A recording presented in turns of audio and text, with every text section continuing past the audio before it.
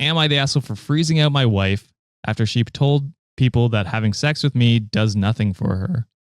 I'm not a fan of like airing out your business to other people. I'm gonna go everyone sucks here. Yeah. Okay. Okay. Cause like I'm okay if it's like one or two, like her best friends. Like, okay. You know, I'm not even okay with that shit. Because to me personally, I can imagine where she'd be like, all right, I don't know how to bring this up. I'm telling you, so you could like help me bring it up to him type of deal. If it's like let's come up with a solution on how to say this like in a way that doesn't like hurt him type of vibe, that's fine. Because there's some certain situations where you're like, well, I can't just bring this up cold to my partner because then,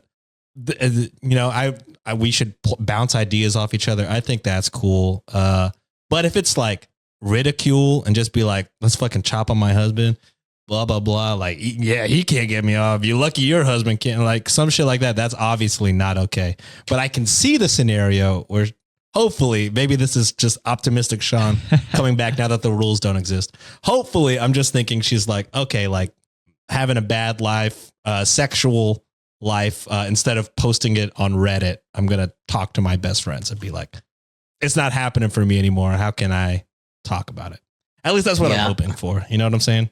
Okay. I'm going with everyone sucks here. He probably is probably selfish in bed or sucks in bed. And for me, the wife probably sucks for telling other people that instead of going to a professional where they can both sit down and address the issues at hand. But I don't know, airing it out to like other people, to me, I find that disrespectful. I'm just like, damn, if you really got a problem with me, talk to me first before you air it out to everyone else. But I don't know. I'm going everyone sucks in this scenario.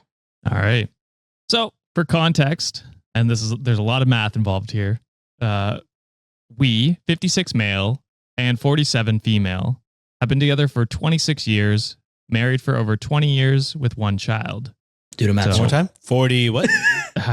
It breaks the Sean rule. I'll do the math for you. He was 30, she was 21 when they've been together. So I don't think it's the biggest part of this story. It's weird, definitely, but it's that Not gray great, area where they've been together for so long that I don't know. Yeah. Like we said, it's not the breaking the Sean rule is not always, lead to disaster. Yeah. There's just higher than 50% of the time it leads to disaster. Oh, you putting a number statistically saying. I mean, statistically saying, if I'm speaking from my heart, like 90%. But I get flamed sometimes for the Sean rule, so I'll say, we'll meet in the middle, 50%. Sometimes it works out, sometimes it doesn't. Like with any age. I will say, I think in this story, it is fairly irrelevant. I mean, you can read into it however much you want to. I don't think it matters as much as some people will probably make it. Yeah. All right. So they have one child. We have always tried to make the most of our weekends together, and yesterday was no exception. We had a day out, shopping and food, and then met up with some acquaintances for a few drinks before heading home. The subject got around to relationships and how to keep the flame burning. One of the younger women asked my wife how to keep sex enjoyable after being with the same person for so long. She replied, quote, I don't know, having sex with OP has done nothing for me since our child, 18, was born, end quote.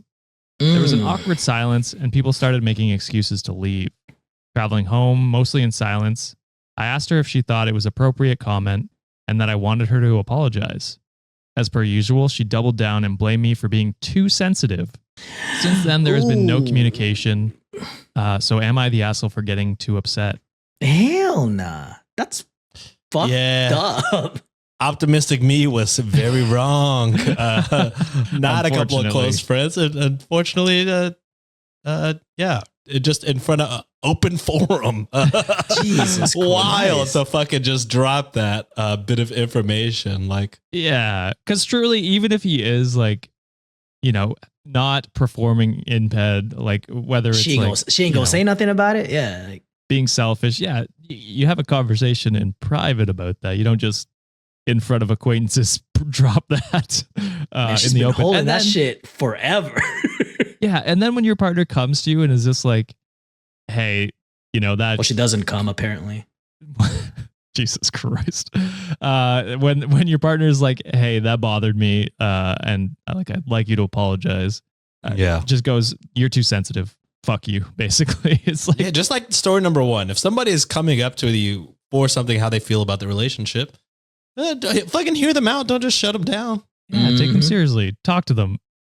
Like, to shut them down and just not communicate is probably the issue as to why your sex life is not also doing it for you. It's impossible for her not to have felt the room shift, the energy shift. Yeah, bro. Everyone is trying to dip. It's like, oh well, this is awkward. Actually, the babysitter. I gotta go. What the fuck? I gotta feel my oven on. Yeah, that's strange to drop that in front of everybody. Yeah. Reddit said, "Not the asshole."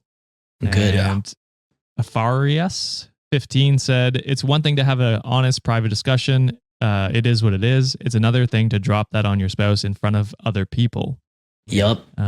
That's like when fucking like I saw it recently with Rooster Teeth. I haven't really watched anything Rooster Teeth. R.I.P. Yeah, but then they like went out What's on a tweet Rooster and Teeth? all. It used to be like a video game thing, wasn't it? Was that not like the Halo thing originally? That's what I remember it for, but they do a lot of different stuff, I think, now. Yeah, they podcast, they YouTube. It's a YouTube company basically, and they made like a bunch of content. Yeah. We should have a segment where we just show John the internet. Like, That's true. What do you call it? Working all the time, so I don't have time for this shit. I guess Warner Brothers bought it and then they have like closed it, like rest in peace, Rooster Teeth, and all the employees found out through Twitter. Yeah. And they were like, wait, what? Oh. Imagine like that, but your wife in front of everybody. You learning the news with everybody else is Sucks. crazy. Yeah.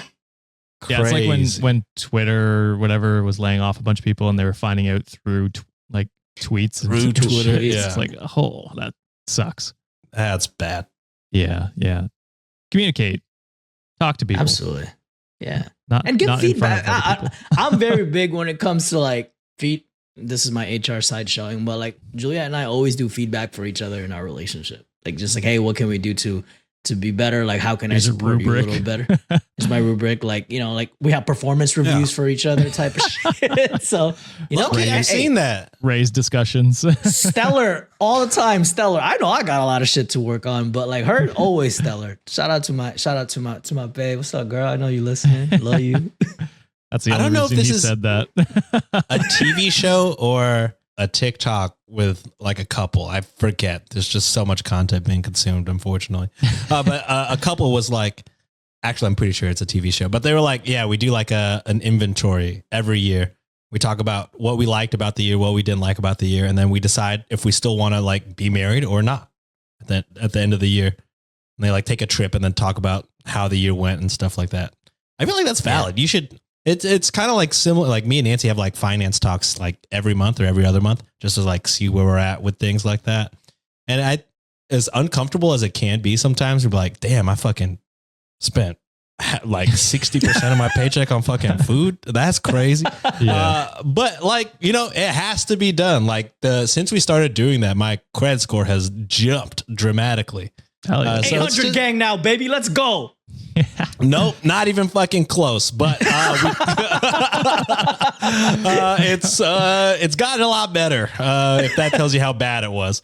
But yeah, I don't know. It's important to have uncomfortable conversations with your partner, and For sure. you know, just take a full and not just like at the beginning of your relationship or not right before you get married, like consistently all the time. Yeah, always have tough talks. I will say I don't love the one meeting that you mentioned being like, we're going into this to decide whether we should divorce or not. It could just be like an open conversation about what's wrong with marriage. I'm pretty sure it was a TV show because that's a very dramatic take. Yeah. Because I mean, you shouldn't go into the discussion with that as the end goal, right? It should just be like, oh, what can we improve upon? Like, what have I been lacking in? What have you been lacking in? And you can just kind of have an open conversation. I like that. Just didn't like the looming thought of divorce over that conversation. I feel like maybe the characters were very like like math. Like, all right, well, if the cons outweigh the pros, we got to do what we got to do, unfortunately. Like a Sheldon Cooper Big Bang Theory type of discussion. Dude, Juliet and I are so fucking corporate that even our chores, we call it like work. What do you call it? It's like a workforce integration or some shit like that. Like, how can we do a work?